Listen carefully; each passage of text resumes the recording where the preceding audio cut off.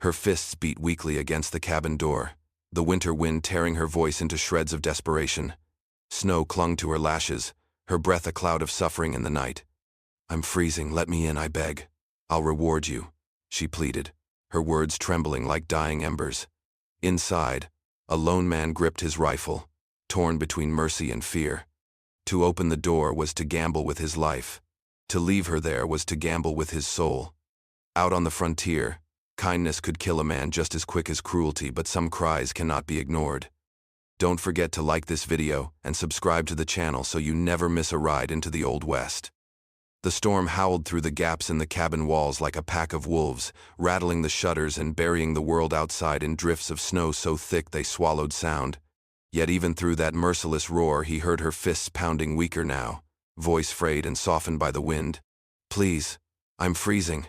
And each word slipped into the cracks of his resolve like melted snow through rotten boards, seeping where he least wanted it, while his own hand trembled on the rifle, finger brushing the trigger though no target yet showed itself. He had seen too many winters on the frontier to trust a cry at his door, for the memory of Apache raids still lived fresh in his bones, nights when decoy voices, women, children, even the moan of the wounded had drawn good men into ambushes where arrows rained down from the dark and cabins burned. And though the years had passed since he watched neighbors fall in traps spun from pity, the images remained sharp, reminders carved into his memory as cruelly as the scars across his back. So he stood frozen, torn between mercy and survival, listening to the woman's words muffled by the storm, softer now, more fragile, as though the strength was bleeding out of her with each gust of wind, and his pulse beat like war drums in his ears, torn by that damn truth the frontier never let a man forget. Kindness could kill just as sure as cruelty, but the absence of it could rot a soul even faster, and he knew that if he left her to die out there, if indeed she was just a desperate soul and not some trick of marauders, he would carry the weight of her ghost until his last breath. Still, fear gnawed him, whispering that this was no woman at all but the shape of one painted by the darkness to lure him into the snow, and he pressed the stock of the rifle tighter against his shoulder, eye fixed on the door as if it might burst inward with savages at any moment. Yet his other hand drifted unconsciously toward the latch, betraying his conflict in the simplest of movements. The cabin smelled of smoke and iron, the last of his firewood sputtering in the hearth, and he thought how that warmth could save her or expose him, if she was no victim but bait. If others crouched in the storm with knives and rifles ready to spill his blood the instant he cracked the door. Again her fists fell, weaker still, more a flutter than a blow, her voice trembling through the wind. "I'll reward you, please." And the sound pierced deeper than any arrow, not because of the promise, but because of the human frailty buried in those syllables. A sound no man could forge, no raider could counterfeit so well, and though every scar on his body urged caution, every lesson of the wild told him to let her fall silent and save himself, he found his breath shaking, his heart clenching against a truth he could not smother, that some cries simply could not be ignored, even when to answer them was to gamble not only with his life, but with the bitter balance of his soul. And so he stood trembling at the door, rifle tight in his grip, hesitation gnawing at him like wolves scratching at the threshold. The latch groaned beneath his hand as though warning him against the choice, and for a moment he nearly pulled back, the rifle still pressed tight against his shoulder. But then her body struck the door once more, weaker than before, her weight like a dying branch scraping the logs, and something in him snapped, whether pity or madness he could not tell, only that his fingers worked the iron hook free, and the door cracked open against the storm with a scream of frozen hinges, a slice of wind and snow knifing into the cabin so sharp it stole his breath. She fell inward before he could think, a bundle of rags and trembling flesh, half frozen and soaked through with ice, the snow clinging to her hair and lashes like death's own crown, and he stumbled back as she collapsed hard upon the wooden floorboards, her palms scraping against the rough planks before she crawled weakly toward the hearth, drawn to the meager flame with an animal's desperation, her breath rasping, shallow clouds spilling from her lips as though each exhale might be her last. He swung the door shut quick and hard, dropping the iron bar back in place, his rifle still raised, though his chest thundered with the confusion of what he had done, and he watched as steam began to rise from her sodden clothes in wisps, mingling with the smoke from the chimney, until it seemed the very room exhaled suspicion. the silence between them thick as tar, broken only by the hiss of melting ice dripping onto the floor. He could see the shudder of her shoulders as the heat began to work on her frozen limbs, yet still he kept his distance,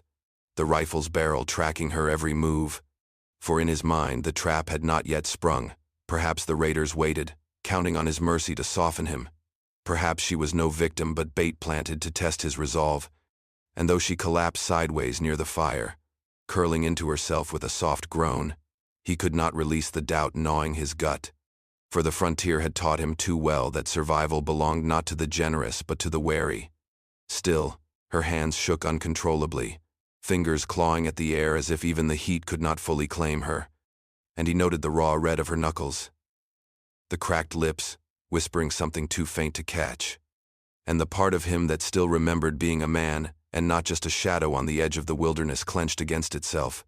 torn between the suspicion that screamed she was danger and the undeniable evidence that she was flesh and blood, battered near to death by the storm. The room filled with the sharp scent of thawing wool, the hiss of water dripping onto the fire where her skirts steamed too close, and he tightened his grip on the rifle, though the sight of her shivering form pricked at the edges of his soul. The silence between them heavy,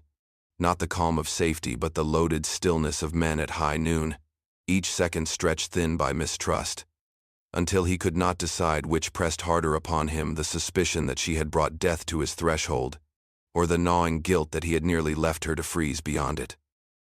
The fire crackled low, its warmth slowly chasing the chill from the cabin's corners, and he stood rigid against the wall, rifle still in his grip though his arms ached from the strain, his eyes fixed on the figure huddled near the hearth, steam curling from her soaked clothes in ghostly ribbons, until at last she stirred, raising her head into the glow, and he saw her face in full, the sharp bones of her cheeks hollowed by hunger, the pallor of her skin mottled with frostbite, lips split and raw, and yet behind the ruin lay something startling, a kind of proud defiance that refused to bow even to winter's cruelty.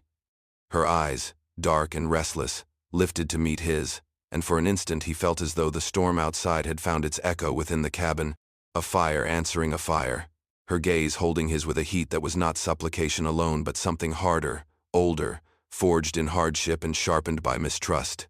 She did not cower beneath his suspicion, did not lower her gaze as so many desperate souls might have when confronted with a rifle barrel, but held herself upright even as her body shook, as though daring him to measure her strength against his doubts, and the flicker of gratitude that softened her features for a heartbeat did not erase the deeper shadows etched into her stare, shadows of secrecy, of things carried and never confessed, of truths buried under years of survival. He studied the faint scar that ran from her brow to her temple, a thin white line that told of violence endured, and he wondered what hand or blade had left its mark, what story of betrayal or battle lay hidden behind it. But no words crossed her lips to tell him, only the steady burn of her eyes locking him in a silence heavier than speech. She reached her hands out closer to the fire, palms open as though soaking in life itself, and the trembling in her fingers eased little by little, yet still she glanced at him between breaths, gauging him as surely as he measured her, and he thought then of the Apache raids, of how women sometimes walked first into the flame of pity so the knives could follow, and though he could not shake the memory of those nights, there was something in her stare that resisted the role of decoy, something fierce, unwilling to be reduced to a pawn in another man's scheme, as if she had lived too long under the weight of others' commands to ever surrender fully again. The firelight danced on her face, revealing and concealing by turns, and Elijah felt the coil of distrust knot tighter in his gut, even as another part of him buried but not dead ached toward the spark of humanity she carried in those eyes, a spark that promised not safety, not truth, but the undeniable presence of another soul battered by the same merciless land that had scarred him, and he knew then that the night would not grant him rest, for so long as she sat there in his cabin, thawing before his fire, he would be trapped in the torment of her gaze, caught between suspicion that demanded distance and a fragile thread of recognition that threatened to draw him closer despite himself. Her shivering eased little by little as the fire soaked into her bones, but her breath still came ragged, pulled from a chest that had known too many nights of cold, and he thought perhaps she would fall silent, drift into the fitful sleep of the half-frozen,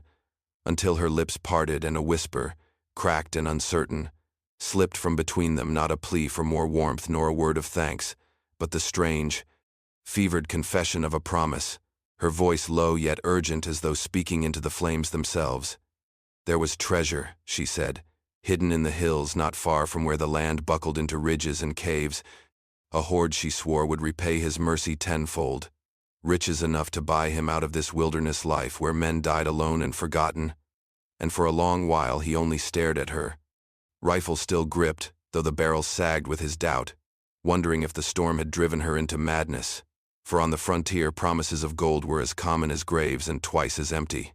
Yet she spoke with the conviction of one who had bled for what she guarded, her eyes gleaming in the firelight, not wild but measured, as if daring him to believe her. And though her words trembled with exhaustion, the shape of them carried too much precision to be fever dream alone, each syllable dripping with the weight of secrets long carried, and he felt the hook of it slide into him despite himself, stirring the hunger he had buried beneath years of survival, the hunger for something more than a rifle and a lonely cabin, the hunger for release from a life spent watching the shadows of raiders move across the horizon. Still suspicion gnawed at him,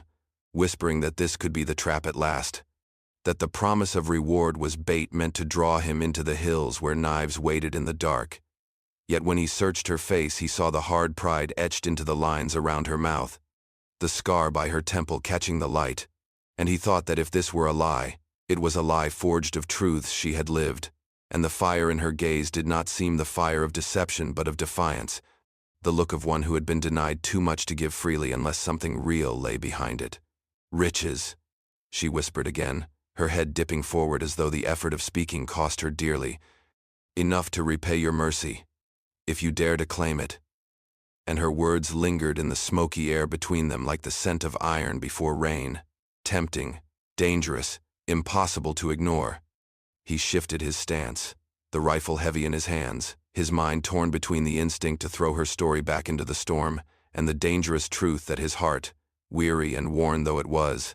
beat faster at the thought of release, of freedom bought not by toil but by risk. And as the wind howled outside and the fire snapped within, he realized that the promise she had planted in his cabin was no small seed. It was a fuse, sparking quietly in the silence, daring him to decide whether it would burn out harmlessly or lead him into the blaze of something far larger than he could yet imagine. The cabin walls creaked under the weight of the storm, wind rattling the shutters like bones, and he thought she had fallen back into silence, her face slack with the exhaustion of the half-frozen, until her eyes flicked open again, wide and burning with a different kind of fire, and from her lips tumbled words that stripped the promise of treasure bare, revealing not gold nor jewels but something far more fragile and desperate. A child, her son, taken by mercenaries who had swept through a trading camp months ago, leaving only smoke, corpses, and broken mothers in their wake. And as she spoke, her voice wavered like the flame in the hearth, flickering between strength and breaking, until he could hear the rawness of her grief more than the shape of her words. She told him the men had dragged the boy away toward the jagged hills to the north, a place where outlaws and deserters made their dens, and that every mile she had wandered since was a mile spent chasing shadows of his voice in the wind, each night a prayer whispered into the void that she might live long enough to find him again. And though she had baited her plea with talk of riches, her eyes now betrayed the truth. This was no bargain struck with coin but with blood, with the life of her child balanced on the edge of his mercy.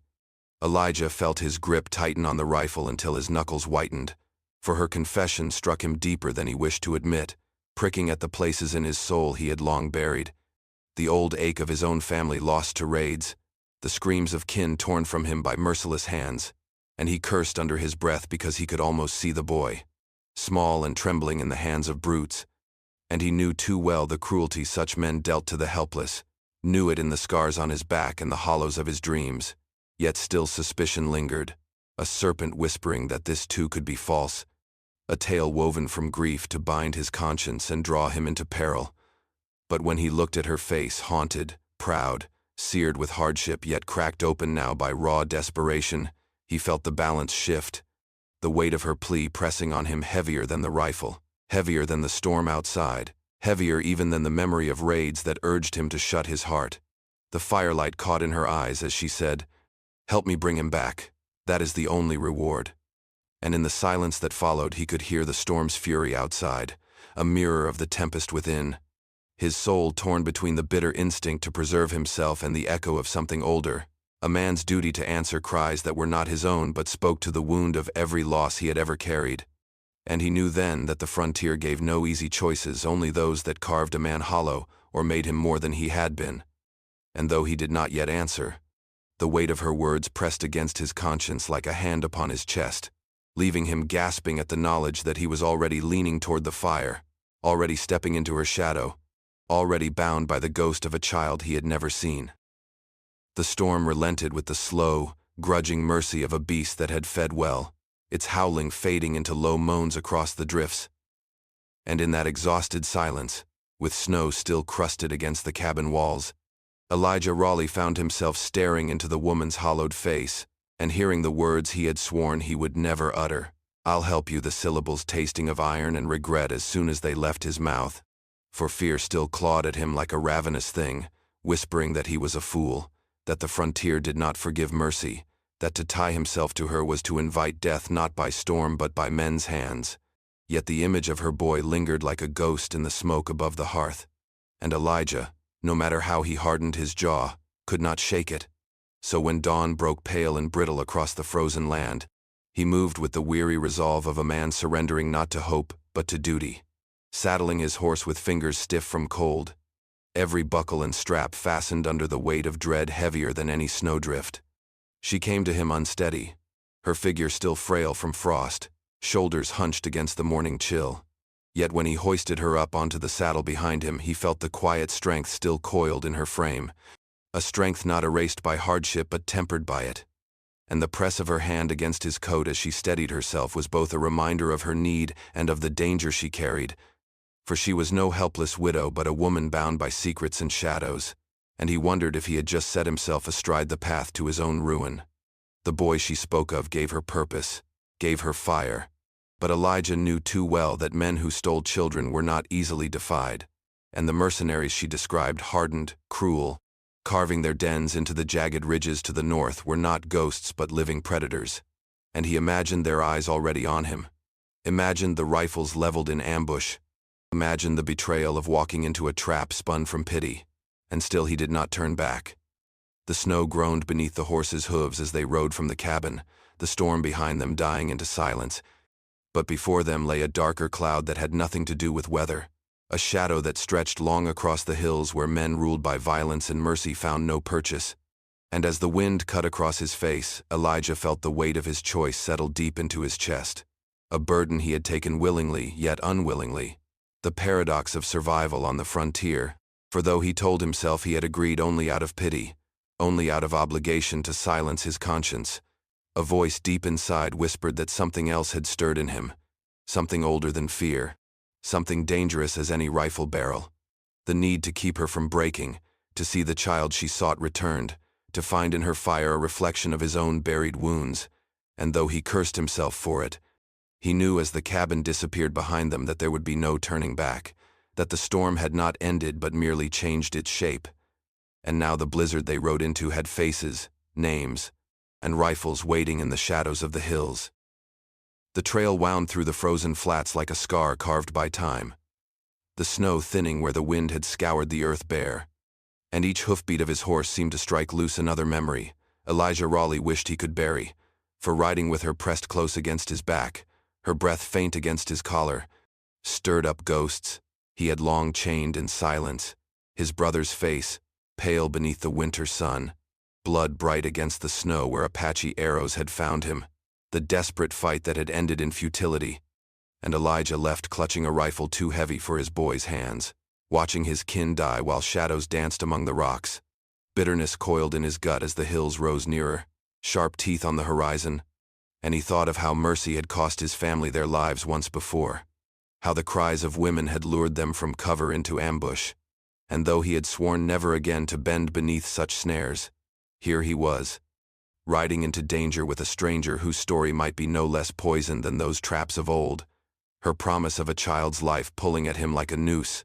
Suspicion gnawed at him so fiercely he found his hands aching on the reins, the horse tossing its head under his tension.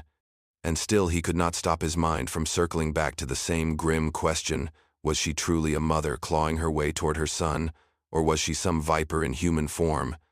using his pity to lead him into the den of mercenaries who would cut him down and leave his carcass to the wolves? He wanted to demand the truth from her lips, to turn in the saddle and force her to swear by the God he half believed in that her story was no lie. But every time the thought rose, he felt her silence pressing into him, not defiant but heavy, as if she carried secrets too jagged to speak. And that silence worked on him worse than words, for it became a wound between them, raw and festering, a gulf that widened with every mile. And though he knew she sensed his turmoil, she stiffened when his shoulders locked, shifted when his breath grew hard. She gave no answer, no explanation, no plea. Only the watchful quiet of someone who had lived too long with distrust to try and mend it now. The hills loomed larger, shadows creeping across their ridges,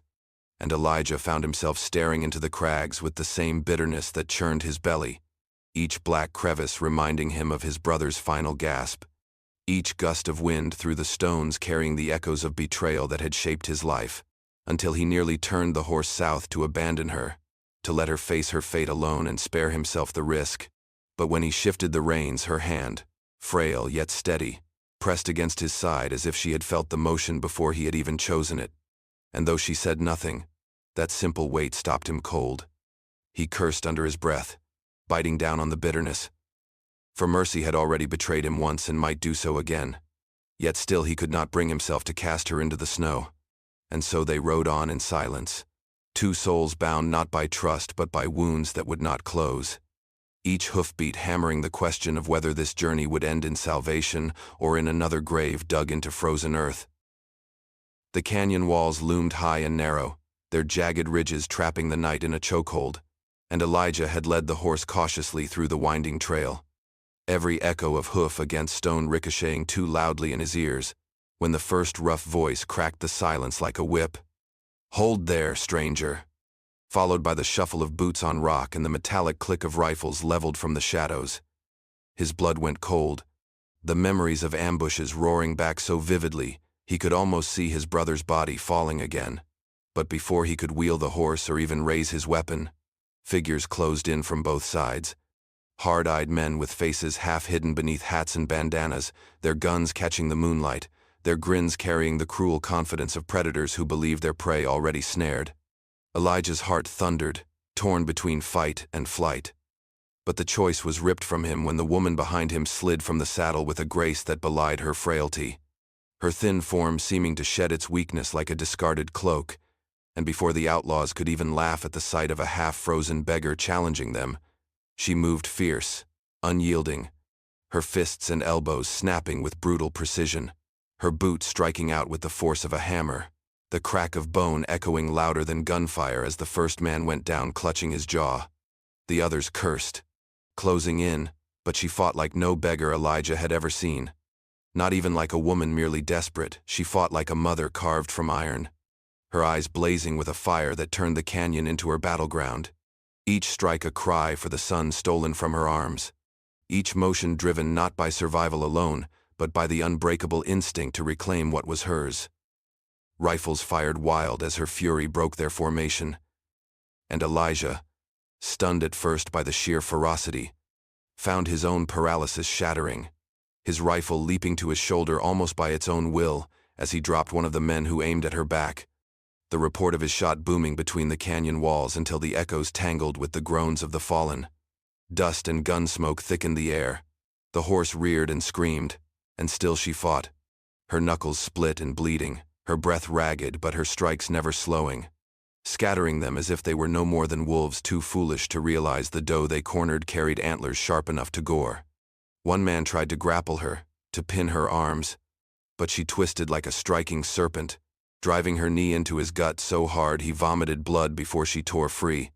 her cry ripping from her throat more primal than human, and Elijah felt the marrow in his bones quake at the sound, at the raw truth of it that this was not some fragile widow spinning lies, not some decoy luring him to doom,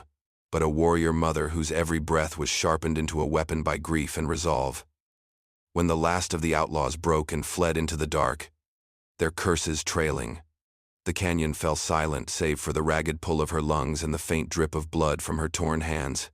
And Elijah, rifle still warm in his grasp, stared at her across the wreckage of men and dust, his doubts cracking like thin ice. For he had seen her not as a beggar, begging mercy, but as something fiercer,